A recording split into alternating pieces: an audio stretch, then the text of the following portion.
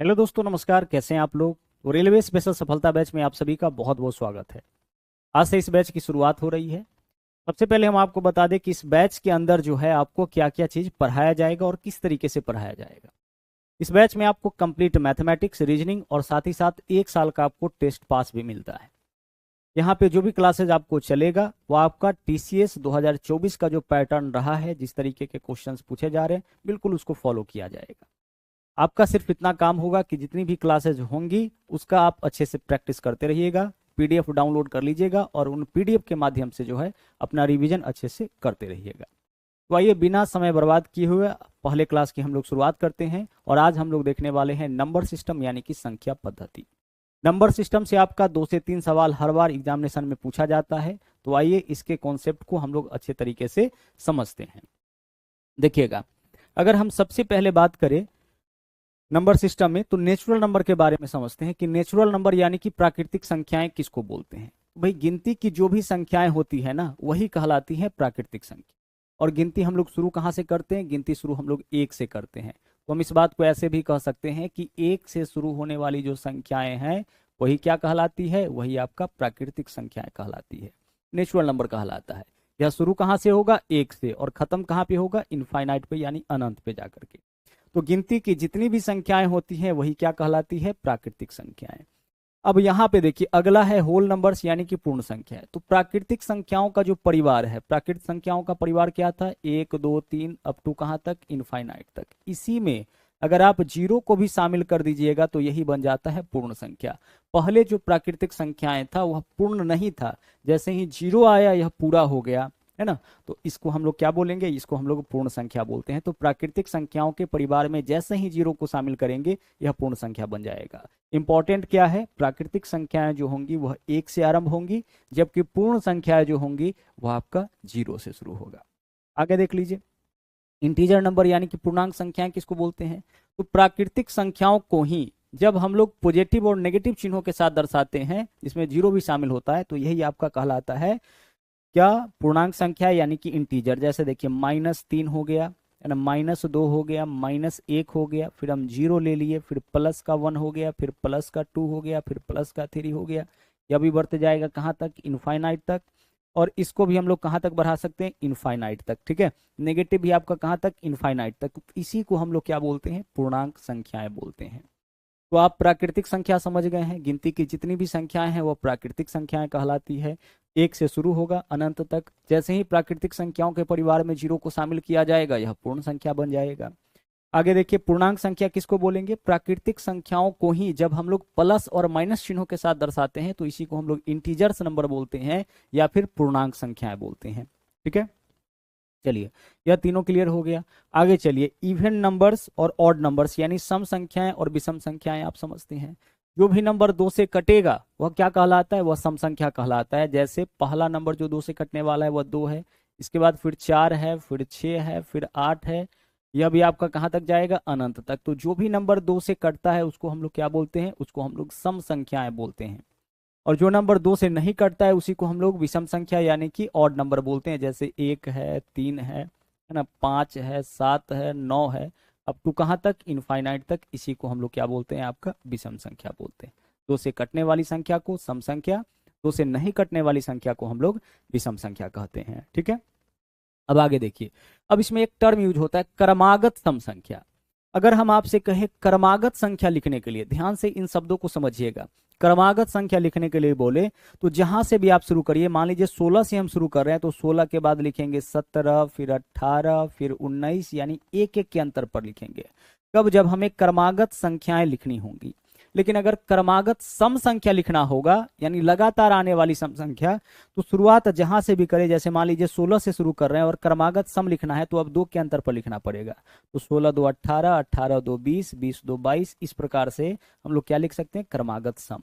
क्रमागत विषम अगर लिखना होगा तो मान लीजिए हम 7 से शुरू कर रहे हैं तो 7 के बाद क्या लिखेंगे? 9, 9 के बाद क्या लिखेंगे? 11, 11 के बाद क्या लिखेंगे? 13। इसी प्रकार से लिखते हुए हम लोग जाएंगे।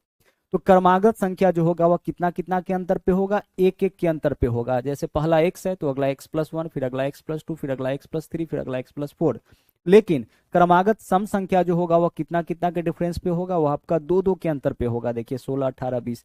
क्रमागत कहने का मतलब है कि जहां से भी लिखे वहां से आपको लगातार लिखना है ना। पहले अगर बोला जाए कि पहले 10 क्रमागत तो शुरू से शुरू करना है, लेकिन सीधे क्रमागत का मतलब होता है अगर हम आपसे कहे कि पहला 10 सम संख्या लिखिए तो आप 2, 4, 6, 8 इस तरह से लिखिएगा। लेकिन क्रमागत अगर संख्या आपको लिखना हो, क्रमागत सम संख्या लिखना हो, तो शुरू आप जहां से भी करिए आपको दो दो का अंतर वहां पे रखना है। क्रमागत अगर विषम संख्या लिखना हो तो शुरू आपकी मर्जी जहां से भी करिए, लेकिन आपको क्या करना पड़ेगा, दो दो का गैप वहां पे रखना पड़ेगा। तो यह टर्म आगे चल के यूज होता है, इस वजह से यहाँ पे हम आपको समझा दिए। आगे चलिए, अगला है अभाज्य संख्या और भाज्य संख्या। अब यहां से क्वेश्चन आपके एग्जामिनेशन में खूब पूछा जाता है। अभाज्य संख्या यानी कि प्राइम नंबर किसको बोलते हैं? जिस संख्या को केवल वह संख्या और एक ही काटे वही अभाज्य संख्या कहलाता है। इस बात को हम ऐसे भी कह सकते हैं कि जो संख्या स्वयं और एक के अलावा और किसी से न कटती हो वही अभाज्य संख्या। जैसे अगर हम आपसे कहे कि भाई दो किससे कटेगा, तो आप बोलोगे कि सर दो या तो दो से कटेगा या फिर एक से कटेगा, इसके अलावा और किसी से नहीं कटता है, इसका मतलब दो अभाज्य संख्या हो गया। तीन किससे कटेगा? सर तीन जो है या तो तीन से कटता है या फिर एक से कटता है, इसके अलावा और किसी से नहीं कटता है, यह भी क्या हो जाएगा, हमारा अभाज्य संख्या हो जाएगा। सात क्या होगा? सात भी अभाज्य संख्या होगा, क्योंकि सात सात से कटता है या फिर एक से कटता है, इसके अलावा और किसी से नहीं कटता है, इस वजह से सात भी हमारा क्या हो जाएगा, अभाज्य संख्या। तो जो संख्या स्वयं और एक के अलावा और किसी से नहीं कटती हो वही क्या कहलाएगा, अभाज्य संख्या। अच्छा, अभाज्य संख्या का एक तो फैक्टर खुद वह संख्या हो जाएगा और दूसरा फैक्टर जो है वो आपका क्या होगा, एक होगा। अभाज्य संख्या का एक फैक्टर खुद वह संख्या हो जाएगा और दूसरा फैक्टर क्या होगा, एक होगा। तो आप देख पा रहे होंगे कि अभाज्य संख्या में जो फैक्टर का संख्या है, गुणनखंडों का संख्या, वह कितना है, 2 है। आगे चलिए, अब कंपोजिट नंबर है भाज्य संख्या। भाज्य संख्या किसको बोलेंगे? भाज्य संख्या यानी कंपोजिट नंबर उसको हम लोग बोलेंगे जो संख्या स्वयं और एक के अलावा भी किसी से कटता हो। जैसे अगर हम आपसे कहे चार, चार किससे कटेगा, तो आप बोलोगे कि सर चार जो है वह चार से भी कट जाएगी, इसके अलावा दो से भी कटेगा और साथ ही साथ यह आपका एक से भी कटता है। तो चार स्वयं और एक के अलावा दो से भी कटता है, इसलिए चार क्या हो जाएगा, आपका भाज्य संख्या, यह आपका अभाज्य नहीं होगा। 9 देख लीजिए, 9 क्या होगा, 9 अभाज्य होगा, क्योंकि 9 9 से भी कटती है, 3 से भी कटती है और 1 से भी कटती है। तो स्वयं और देखिए यहाँ पे देखिए, स्वयं से भी कट रहा है, 1 से भी कट रहा है, इसके अलावा यह 3 से भी कटता है, तो यह भाज्य संख्या होगा। तो जो संख्या स्वयं और एक के अलावा और किसी से भी कट जाए वह क्या कहलाएगा, भाज्य संख्या।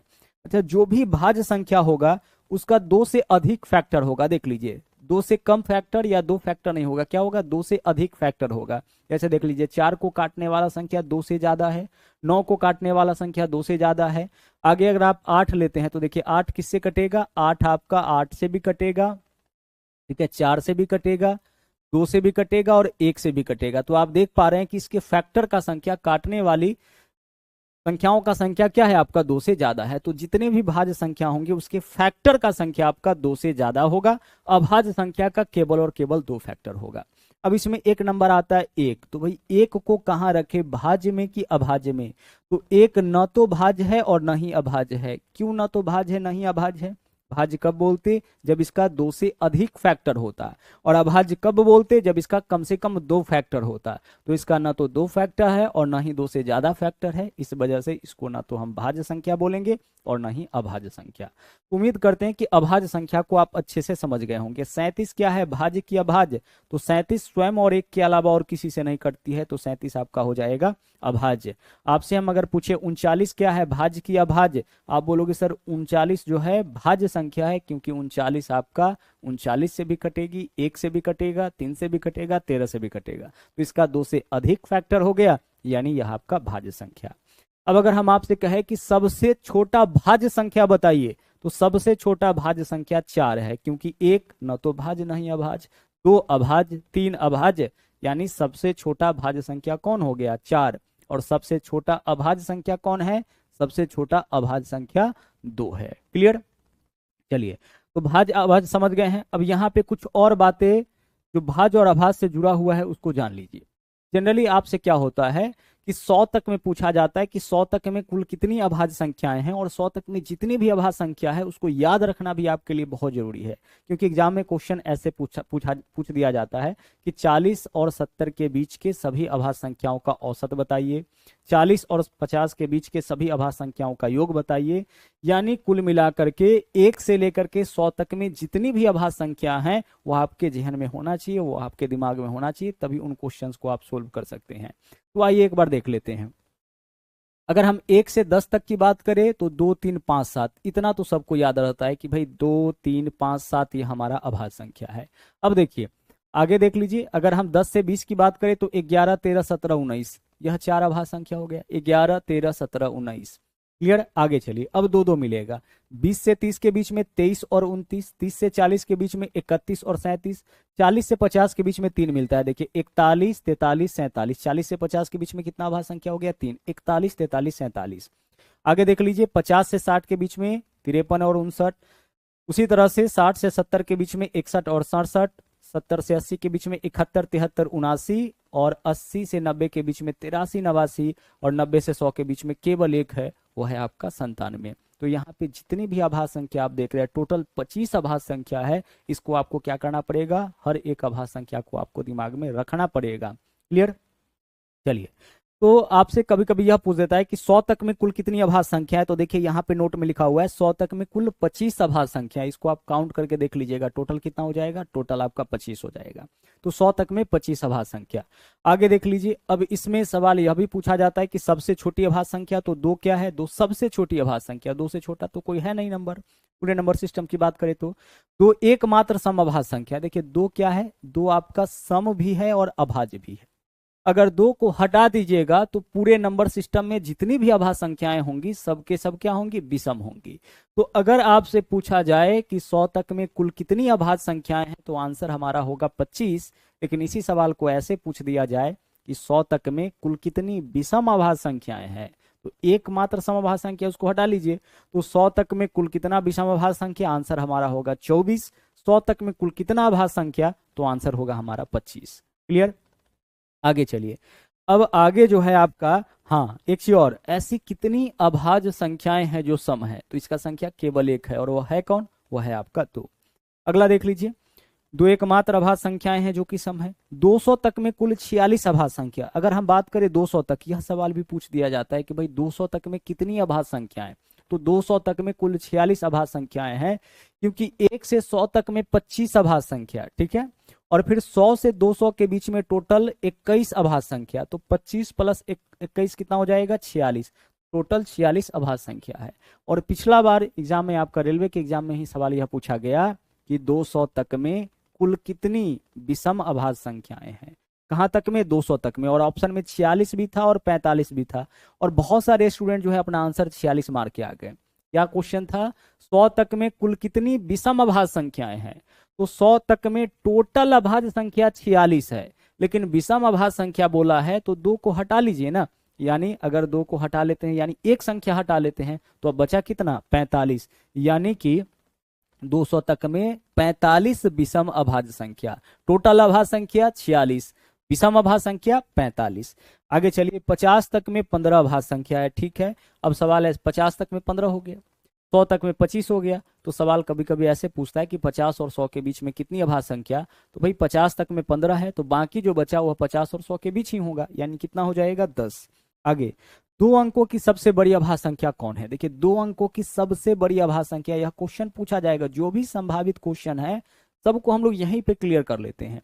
तो 2 अंकों की सबसे बड़ी अभाज्य संख्या है आपका 97, 97 2 अंकों की सबसे बड़ी अभाज्य संख्या, और 3 अंकों की सबसे छोटी अभाज्य संख्या 101। इसको भी याद रखिएगा, 3 अंक का सबसे छोटा अभाज्य संख्या कौन है, 101। 3 अंक का सबसे छोटा संख्या 100 है, 100 के जस्ट बाद वाला जो संख्या है वह भी आपका अभाज्य है। तो 3 अंक का सबसे छोटा अभाज्य संख्या आपका 101। यह सब इंपॉर्टेंट पॉइंट्स है जहां से एग्जाम में डायरेक्ट क्वेश्चन आपका पूछा जाता है। तो उम्मीद करते हैं कि इतना कॉन्सेप्ट जो है वह आपका अभाज्य संख्या को लेकर के क्लियर हो गया होगा। टोटल कितनी अभाज्य संख्या है, 25। कितनी विषम अभाज्य संख्या है, आंसर होगा 24। कितनी सम अभाज्य संख्या, आंसर होगा हमारा 1। आगे चलिए, उसी प्रकार से 200 तक में कितनी अभाज्य संख्या, आंसर होगा 46। 200 तक में कितनी विषम अभाज्य संख्या है, आंसर होगा हमारा 45। क्लियर।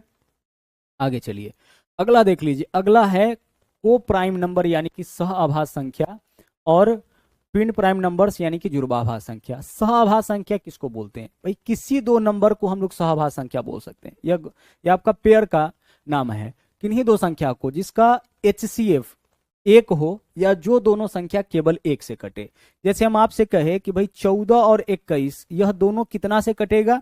सर यह दोनों एक से तो कटेगा ही, इसके अलावा यह 7 से कट जाएगा। देखिए 7 से ये भी कटेगा, ये भी कटेगा, तो इन दोनों का कॉमन फैक्टर 7 हो गया, तो यह आपका सहआभास संख्या नहीं होगा।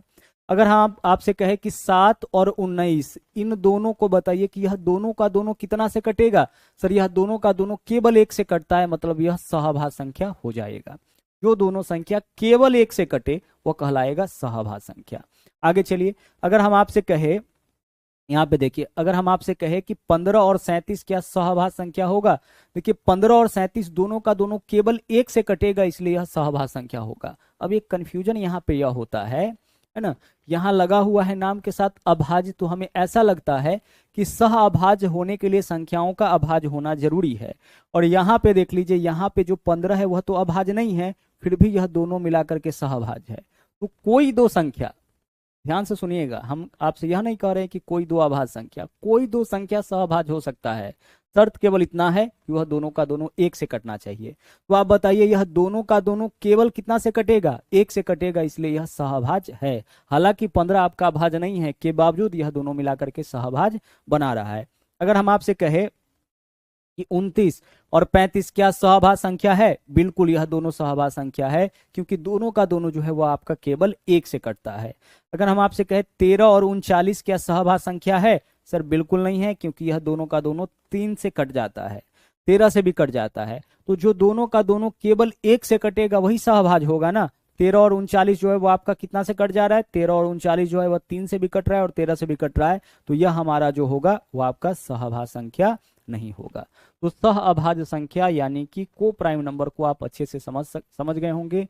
कोई दो संख्या जो केवल और केवल एक से कटेगा वही कहलाता है सहअभाज्य संख्या। आगे चलिए, ट्विन प्राइम नंबर यानी जुड़वाभाज्य संख्या। भाई जुड़वाभाज्य संख्या हम लोग उसी को बोलेंगे जिन दो अभाज्य संख्याओं के बीच में 2 का गैप हो। जैसे 5 और 7, यह क्या कहलाएगा? यह कहलाएगा जुड़वा अभाज्य संख्या, क्योंकि इसके बीच में कितना का गैप है? 2 का गैप है। अगर हम आपसे कहे कि 11 13 क्या दोनों का दोनों अभाज्य है? बिल्कुल है, और गैप कितना का है? 2 का, यह कहलाएगा जुड़वा अभाज्य संख्या। उसी तरह से क्या 13 और 15 जुड़वा अभाज्य संख्या होगा? नहीं होगा। क्यों नहीं होगा? सर 2 का गैप तो है, लेकिन इसमें से एक जो है वह आपका अभाज्य नहीं है। तो जुड़वा अभाज्य संख्या हम उन दो अभाज्य संख्याओं को बोलेंगे जिसके बीच में 2 का गैप है। जुड़वा अभाज्य संख्या हम उन दो संख्याओं को बोलेंगे, उन दो अभाज्य संख्याओं को बोलेंगे जिनके बीच में 2 का गैप। यानी जुड़वा अभाज्य संख्या होने के लिए संख्याओं का अभाज्य होना जरूरी है। देखिए दोनों का दोनों अभाज्य, 2 का गैप, जुड़वा हो गया। दोनों का दोनों अभाज्य, बीच में 2 का गैप, जुड़वा अभाज्य संख्या हो गया। दोनों को का दोनों यहाँ पे अभाज्य नहीं है, इसलिए यह जुड़वा अभाज्य संख्या नहीं होगा। क्लियर हो रहा है? चलिए, तो यह दोनों चीजें जो है वो अच्छे से क्लियर हो गया होगा। जुड़वा अभाज्य संख्या हम लोग अभाज्य संख्याओं को ही बोलेंगे 2 का गैप रहने पर, और सहअभाज्य संख्या कोई दो संख्या हो सकता है। शर्त सिर्फ इतना है कि वह दोनों का दोनों केवल एक से कटना चाहिए।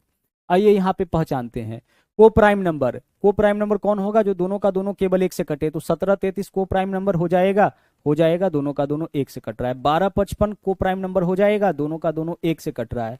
85 15 हो जाएगा, नहीं होगा, क्योंकि दोनों का दोनों जो है वह 5 से कट जाएगा। तो 5 से कट रहा है ना, तो 5 से कट रहा है, तो यह जुड़वा अभाज्य संख्या नहीं होगा। देखिए इस पेयर का नाम है, जुड़वा अभाज्य संख्या एक जोड़े का नाम है। 46 47 जुड़वा अभाज्य संख्या हो, सॉरी 46 47 जो है वो आपका सहअभाज्य संख्या हो जाएगा, क्योंकि दोनों का दोनों एक से कट रहा है। 16 27 होगा, बिल्कुल होगा, क्योंकि दोनों का दोनों एक से कट रहा है। तो इतना एग्जाम्पल हम लोग देख लिए ताकि यह कॉन्सेप्ट आपके दिमाग में अच्छे से क्लियर हो जाए। आगे चलिए, जुड़वा अभाज्य संख्या देखिए 17 19 जुड़वा अभाज्य संख्या हो जाएगा। देखिए दोनों का दोनों अभाज्य है, बीच में 2 का गैप है, जुड़वा अभाज्य संख्या हो जाएगा। 91 93 होगा, क्यों नहीं होगा? क्योंकि 91 भी आपका अभाज्य नहीं है और 93 भी अभाज्य नहीं है। 90 से 97, 90 से 100 के बीच में केवल 97 अभाज्य है। 91 देखिए 7 से कटेगा, 13 से कटेगा, तो यह अभाज्य नहीं है। 93 देख लीजिए, यह आपका 3 से कटता है, तो यह भी आपका अभाज्य नहीं है। तो कहने का मतलब यह दोनों का दोनों अभाज्य नहीं है, 2 का गैप जरूर है लेकिन अभाज्य नहीं है, इसलिए इसको हम लोग जुड़वा अभाज्य संख्या नहीं बोलेंगे। 13 15 जुड़वाभाज्य संख्या होगा? नहीं होगा, क्योंकि 15 आपका अभाज्य नहीं है। जुड़वाभाज्य संख्या होने के लिए दोनों का अभाज्य होना जरूरी है। 29 31 हो जाएगा? बिल्कुल हो जाएगा, दोनों का दोनों अभाज्य है और बीच में 2 का गैप है। 19 और 21 हो जाएगा? बिल्कुल नहीं होगा, क्योंकि 21 आपका अभाज्य संख्या नहीं है। 21 3 से भी कटती है और 7 से भी कटती है। क्लियर? चलिए, तो हम लोग यहाँ पे दोनों का एग्जाम्पल अच्छे से कर लिए, आगे बढ़िए। अब अगला जो है वह बहुत ही इंपॉर्टेंट है, परिमेय संख्या और अपरिमेय संख्या। परिमेय संख्या किसको बोलते हैं? जिस संख्या को, इसका भी बहुत सारे एग्जाम्पल हम लोग करेंगे, जिस संख्या को हम लोग p बाई क्यू के रूप में, p बाई क्यू कहने का मतलब जिसको भी भिन्न के रूप में लिख दिए। अच्छा, यहाँ पे एक कंडीशन है कि p जो है, सॉरी q जो है वो आपका 0 के बराबर नहीं होना चाहिए। वैसे भी q अगर 0 के बराबर हो गया तब तो यह अनडिफाइंड हो जाएगा। जैसे किसी भी नंबर के नीचे में अगर 0 आएगा ना तो क्या हो जाता है, वो आपका अनडिफाइंड हो जाता है। तो नीचे में 0 नहीं आना चाहिए। हाँ, 0 बट्टा अगर x लिखेंगे तो यह आपका क्या होता है, 0 बट्टा x आपका 0 होगा। 0 में किसी भी नंबर से भाग करिएगा तो 0 हो जाएगा। लेकिन ऊपर में कोई नंबर हो और नीचे में 0 हो तो यह क्या हो जाता है, अनडिफाइंड हो जाता है। तो वैसे भी यहाँ पे लिखा गया है कि q is not equal to 0, q 0 के बराबर नहीं होना चाहिए, क्योंकि 0 के बराबर हो गया तो वैसे भी आपका अनडिफाइंड हो जाएगा।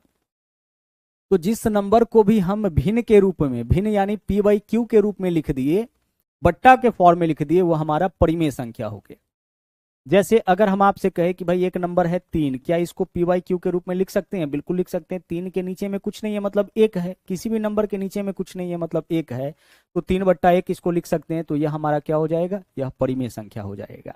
अगर हम आपसे पूछे कि क्या रूट 16 आपका परिमेय संख्या होगा? बिल्कुल हो जाएगा। रूट 16 का मान कितना होता है, 4, और 4 को हम 4 बट्टा 1 लिख सकते हैं, यानी इसको p बाई क्यू के रूप में लिख दिए, यह हमारा क्या हो गया, परिमेय संख्या हो गया। उसी प्रकार से देखिए 0.777 डॉट डॉट डॉट, इस प्रकार से अगर कोई नंबर आता है ना, डॉट डॉट डॉट कहने का मतलब कितनी बार आया है, अनंत बार आया है, तो इसको हम लोग बार के फॉर्म में लिखते हैं। जो नंबर बार बार आया है उसको सिर्फ एक बार लिखते हैं और इसके ऊपर यह चिन्ह लगाते हैं, यह बार का चिन्ह कहलाता है। और इसका उपयोग हम लोग तभी करते हैं जब कोई एक ही नंबर बार बार आ रहा हो। तो यहाँ पे देखिए 7 जो है वही रिपीट कर रहा है, तो 7 के ऊपर बार का चिन्ह लगा दिए। अब यह बार हटाने का तरीका है कि एक नंबर के ऊपर से हटाना होगा तो नीचे में 1 9 लिखिएगा, 2 नंबर के ऊपर से हटाना होगा तो नीचे में 2 9 लिखिएगा।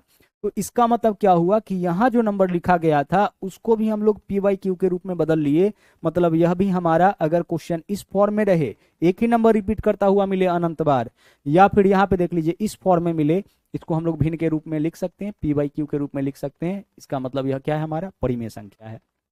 और देखिए, और अगर हम आपसे कहे यहाँ पे कि 8.7694, क्या यह परिमेय है? सर बिल्कुल परिमेय है। यहाँ देखिए 8 7 और 9 4, यही तो है। कितने अंक के बाद दशमलव है, 1 2 3 4, तो नीचे में 1 पे कितना जीरो लिख सकते हैं, नीचे में 1 पे हम 4 जीरो लिख सकते हैं। यह हमारा क्या हो जाएगा, यह हमारा परिमेय हो जाएगा। तो आप देख पा रहे हैं कि जिसको भी आप p बाई क्यू के रूप में लिख दिए, भिन्न के रूप में लिख दिए, वह सबका सब क्या है, वह सबका सब आपका परिमेय है। अच्छा, एक बात बताओ आप, 0 परिमेय है कि अपरिमेय? सर 0 के लिए हम लिख सकते हैं 0 बट्टा 1, 0 बट्टा 1, 0 बट्टा 2, 0 बट्टा n, कुछ भी लिख सकते हैं। यानी इसको भी आप p बाई क्यू के रूप में लिख दिए तो यह भी आपका क्या होगा, परिमेय संख्या होगा।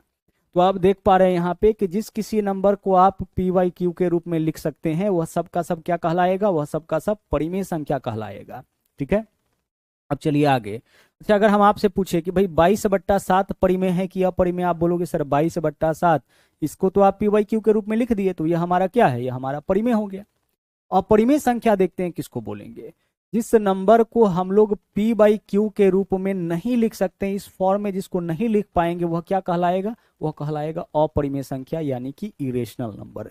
जैसे देखिए पहला एग्जांपल यहाँ पे देखिएगा, अगर हम आपसे कहे कि 0.76942 डॉट डॉट डॉट, इसको बताइए क्या इसको आप भिन्न के रूप में लिख सकते हैं?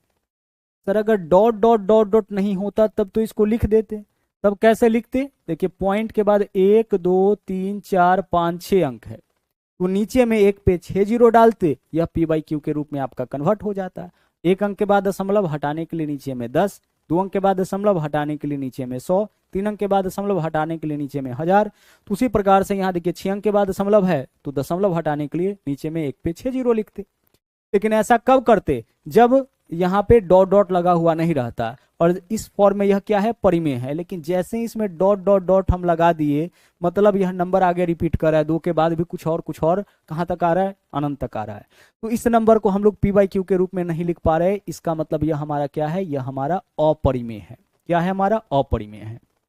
आगे देखिए, अगर हम आपसे पूछे कि पाई क्या है, तो सर पाई अपरिमेय है, क्योंकि पाई का वैल्यू क्या होता है, पाई का एग्जैक्ट वैल्यू है 3.14 डॉट डॉट डॉट इस प्रकार से। तो अगर इस प्रकार से नंबर है तो क्या आप इसको पी बाई क्यू के रूप में लिख सकते हैं। दशमलव के बाद पता है कि कितना अंक है, नहीं पता है। तो जब आपको पता ही नहीं है दशमलव के बाद कितना अंक है, तो फिर उसको आप पी बाई क्यू के रूप में कैसे लिखिएगा। नीचे में पॉइंट आप इसका तो हटा ही नहीं सकते हैं, और जब तक पॉइंट नहीं हटेगा तब तक भिन्न के फॉर्म में नहीं आएगा। अगर दशमलव के बाद 2 अंक होता, पता होता कि फिक्स अंक है ना, 3 अंक है, निश्चित अंक है, तो इसको हम लोग भिन्न के रूप में बदल लेते। लेकिन पता ही नहीं है, मतलब इसको भिन्न के रूप में नहीं बदल सकते हैं, तो यह हमारा क्या हो जाएगा, अपरिमेय हो जाएगा।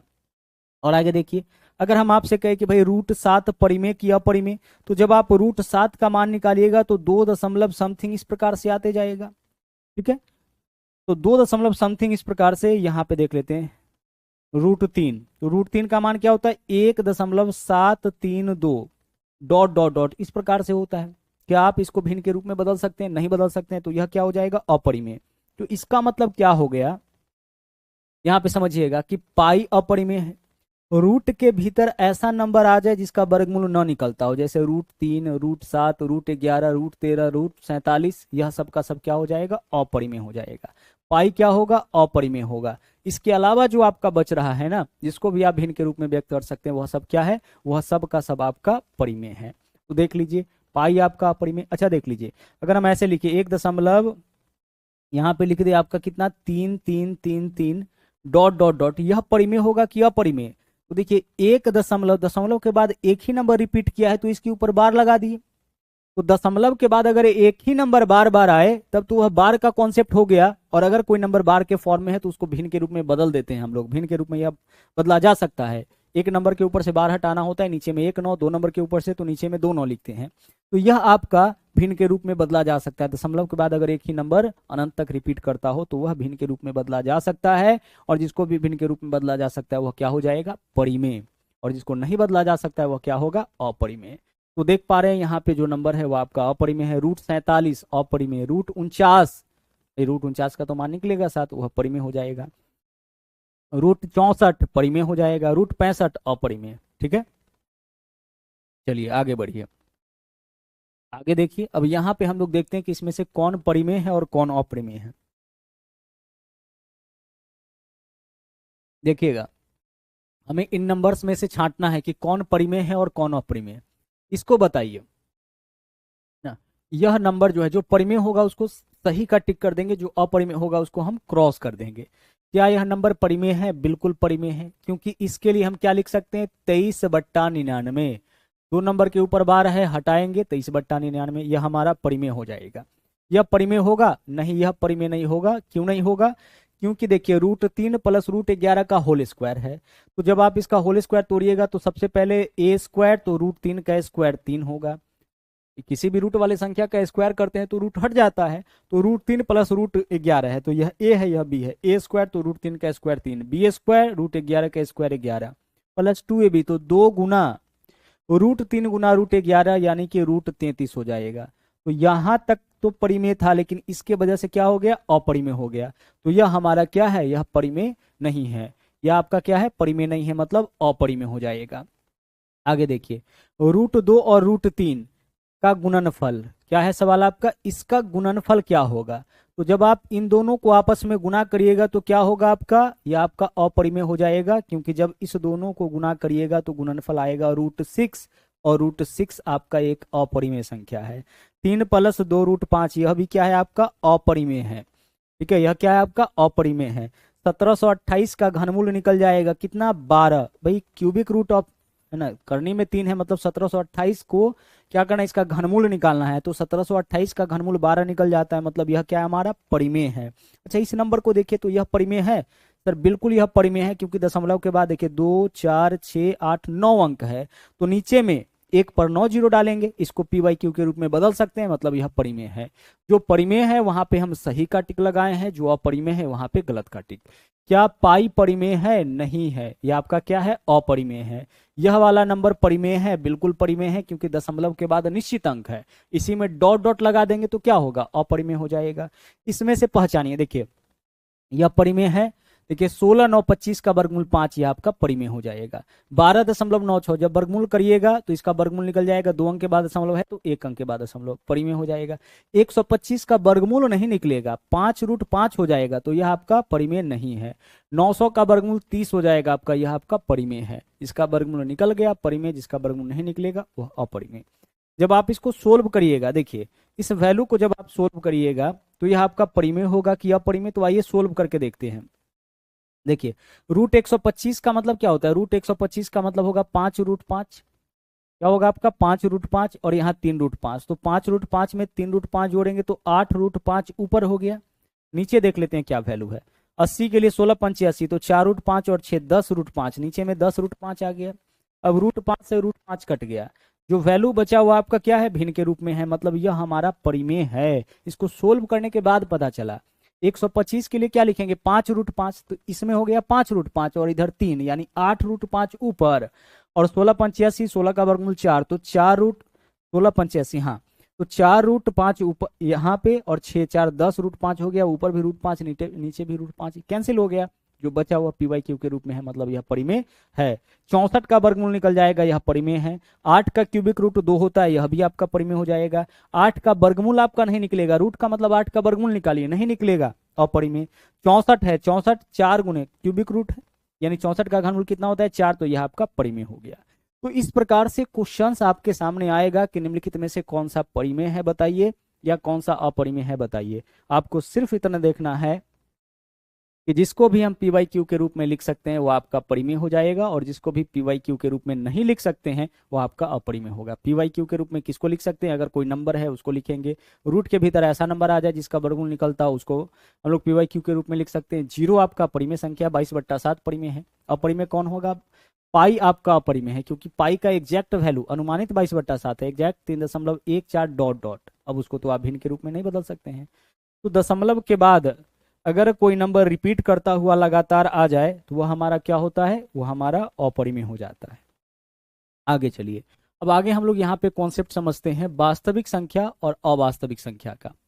वास्तविक संख्या किसको बोलेंगे और अवास्तविक संख्या किसको बोलेंगे? हम लोग यहाँ पे अवास्तविक को ही समझ लेते हैं। अवास्तविक संख्या, रूट के भीतर अगर कोई नंबर नेगेटिव चिन्ह के साथ है, जैसे -3, √-3, यह क्या है आपका? अवास्तविक संख्या। √-11, यह क्या है? अवास्तविक संख्या। तो रूट के भीतर कोई भी नंबर नेगेटिव चिन्ह के साथ आए वह अवास्तविक हो जाता है। ऐसा, इसको हम लोग इमेजिनरी यानी काल्पनिक संख्या भी बोलते हैं। ऐसी नंबर का कल्पना किया जाता है। आप कभी कैलकुलेशन में इन नंबर्स का यूज करते हुए नहीं देखे होंगे। तो इस प्रकार का जो भी नंबर है वह क्या है? अवास्तविक है, इमेजिनरी है, काल्पनिक है। रेस्ट जो भी बच गया, जो भी आप सोच सकते हैं, चाहे वह परिमेय संख्या हो, है ना, चाहे वह आपका क्या बोलते हैं इसको, प्राकृतिक संख्या हो, या पूर्ण संख्या हो, या फिर आपका पूर्णांक संख्या हो, या फिर आपका प्राकृतिक क्या बोलते हैं इसको, परिमेय संख्या हो, या अपरिमेय संख्या हो, यह सब का सब जो है वो आपका वास्तविक संख्या के अंदर आएगा। अवास्तविक संख्या किसको बोलेंगे? अवास्तविक संख्या सिर्फ और सिर्फ हम लोग उसको बोलेंगे जो नंबर रूट के भीतर जो है वो आपका नेगेटिव चिन्ह के साथ आए। जो भी नंबर रूट के भीतर नेगेटिव चिन्ह के साथ आएगा वह काल्पनिक संख्या, इमेजिनरी नंबर यानी अवास्तविक संख्या कहलाएगा। बाकी जो भी है वह आपका क्या कहलाएगा? बाकी जो भी है वह कहलाएगा आपका वास्तविक संख्या। चलिए आगे बढ़ते हैं। आगे है परिपूर्ण संख्या और त्रिभुजाकार संख्या। परिपूर्ण संख्या किसको बोलेंगे? जिस संख्या के सभी फैक्टर्स का योग जो है, सभी गुणनखंडों का योग उस संख्या का दोगुना हो जाए। जैसे यहां पे देखिए, आप हमें बताइए कि 6 का फैक्टर कौन कौन होगा, यानी 6 को काटने वाला संख्या कौन कौन है? तो सर 6 को 1 काटेगा, एक दुनिया के किसी भी संख्या को काटता है तो 6 को भी काटेगा। तो 6 को 1 भी काटेगा, 2 भी काटेगा, 3 भी काटेगा और खुद 6 भी काटेगा। अब आप क्या करिए कि 6 का जितना भी फैक्टर है इसको जोड़ के देखिए तो इसका योग कितना आता है? 1 और 2 3, 3 और 3 6, 6 और 6 12, यानी इसके सभी फैक्टर का योग कितना आ गया? 12। जो किस नंबर का दोगुना है, इसका मतलब यह परिपूर्ण संख्या है। रिपीट कर रहे हैं, ध्यान से समझिएगा। जिस संख्या के सभी फैक्टर्स का सम, जिस संख्या के सभी भाजकों का योग जो है, उसको काटने वाली सभी संख्याओं का योग उस संख्या का दोगुना आ जाए, वही आपका परिपूर्ण संख्या है। अगर हम आपसे कहे कि क्या 13 परिपूर्ण संख्या है, तो 13 किससे कटेगा सर? 13 1 से कटेगा और खुद 13 से कटेगा, और इसका योग कितना आया? 14 आया। क्या यह इस संख्या का दोगुना है? नहीं है, मतलब 13 आपका परिपूर्ण संख्या नहीं है। 28 परिपूर्ण संख्या है, 28 का फैक्टर बताइए। 28 को 1 काटेगा, फैक्टर मतलब इसको काटने वाली संख्या, तो 28 को 1 काटेगा, 2 भी काट लेगा, 4 भी काटेगा, फिर 7 काटेगा, फिर 14 और फिर 28। आप इन सबको जोड़ के देखिए तो कितना आता है। अगर इसका सम जो है 28 का दोगुना यानी कि 56 आ गया, इसका मतलब यह परिपूर्ण संख्या है। अब देखिए 1 2 3 3 4 7 7 14 14 28 28 56, इनका जो योग है, यानी 28 को काटने वाली सभी संख्याओं का योग जो है वो 28 का दोगुना आया, इसका मतलब कि यह परिपूर्ण संख्या है, परफेक्ट नंबर है। परिपूर्ण संख्या किसको बोलेंगे? जिस संख्या के सभी फैक्टर का जो योग है वह उस संख्या के दोगुना के बराबर आ जाए, वही आपका कहलाता है परिपूर्ण संख्या। ओके, चलिए आगे बढ़ते हैं। अब आगे है हमारा ट्रायंगुलर नंबर यानी कि त्रिभुजाकार संख्या। त्रिभुजाकार संख्या किसको बोलेंगे? लगातार आने वाली प्राकृतिक संख्याओं का योग। जैसे देखिए, सबसे पहले जो त्रिभुजाकार संख्या है वह 1 है। अब 1 में अगला नंबर जोड़िए, 1 और 2 3। अब 3 में अगला नंबर जोड़िए, 3 और 3 6। 6 में अगला नंबर जोड़िए, 6 और 4 10। 10 में अगला नंबर जोड़िए, 10 और 5 15। 15 में अगला नंबर जोड़िए, 15 6 21। 21 में अगला नंबर जोड़िए, 21 6 27। इसमें अगला नंबर जोड़िए, 27 7 34। अगला नंबर जोड़िए, 34 8 42। अगला नंबर जोड़िए, 42 9 51। इस प्रकार से जो संख्या आता है वह क्या कहलाता है आपका? वह कहलाता है त्रिभुजाकार संख्या। रिपीट कर रहे हैं, सबसे पहले देख लीजिए, एक हमारा क्या है? त्रिभुजाकार। अब 1 में अगला नंबर यानी 2 जोड़िए, कितना हो जाएगा? 3। यह आपका त्रिभुजाकार संख्या। अब जोड़िए आप 1 + 2 + 3, सबको जोड़ लीजिए, कितना आया? 6, त्रिभुजाकार संख्या। अब आगे आप जोड़िए 1 + 2 + 3 + 4, सबको जोड़ लीजिए, 4 3 7 2 9 और 1 10, यह भी आपका त्रिभुजाकार संख्या। और जोड़िए 1 + 2 + 3 + 4 + 5, कितना हो जाएगा आपका? 15, यह भी आपका त्रिभुजाकार संख्या। तो इस प्रकार से त्रिभुजाकार संख्या बनता है, यानी कि यह सब नंबर जो है वो आपका ट्रायंगल बनाता है। तो सबसे पहले हमारा त्रिभुजाकार संख्या क्या हो गया? सबसे छोटा त्रिभुजाकार संख्या 1। उसके बाद 1 में 2 जोड़िए 3, फिर 3 जोड़िए 6, फिर 4 जोड़िए 10, फिर 5 जोड़िए 15, अब 6 जोड़ेंगे 21, 7 जोड़ेंगे 28, 8 जोड़ेंगे 36। अच्छा, कुछ गलत हो गया। 1 2 3 3 6 4 10 5 15 6 21 7 28, यहाँ पे क्या होगा? यहाँ गलत हो गया, नहीं, 21 15 6 21 है ना, 21 में 7 जोड़ेंगे 28, 28 में 8 जोड़ेंगे 36, 36 में 9 जोड़ेंगे 45, 45 में 10 जोड़ेंगे 55। क्लियर हो रहा है? देख लीजिए, 1 + 2 3, 3 में 3, अगला नंबर जोड़ते जाइए ना, 6 6 4 10, 10 5 15, 15 6 21, 21 7 28, 28 8 36, 36 9 45, 45 और 10 55। लगातार आने वाली प्राकृतिक संख्याओं का जो योग होता है वही आपका क्या कहलाता है? वही आपका कहलाता है त्रिभुजाकार संख्या। तो आज के क्लास में जो है हम लोग क्या देखे हैं? केवल और केवल जो है वो नंबर सिस्टम यानी कि संख्या पद्धति के कॉन्सेप्ट को यहाँ पे सीखे हैं। यहाँ से क्वेश्चन जो है, जैसा कि हमने आपसे कहा कि 2-3 क्वेश्चन आपके एग्जामिनेशन में देखने को मिलता है, हर बार हर सेट में पूछा गया है। तो अच्छे से इन कॉन्सेप्ट को आप देख लीजिएगा, रिवीजन करते रहिएगा, तो आगे का क्लास जो मिलेगा उसको तो आपको देखना ही है, पीछे का जो क्लासेज आपको मिलेगा उसका भी आप रिवीजन अच्छे से करते रहिएगा। तो एक बहुत ही छोटा सा टॉपिक था, छोटा सा कॉन्सेप्ट था, उसको हम लोग आज के क्लास में कंप्लीट कर लिए। तो आज के लिए इतना ही, मिलेंगे एक बार फिर से अगले क्लास में अगले टॉपिक के साथ। थैंक यू, जय हिंद।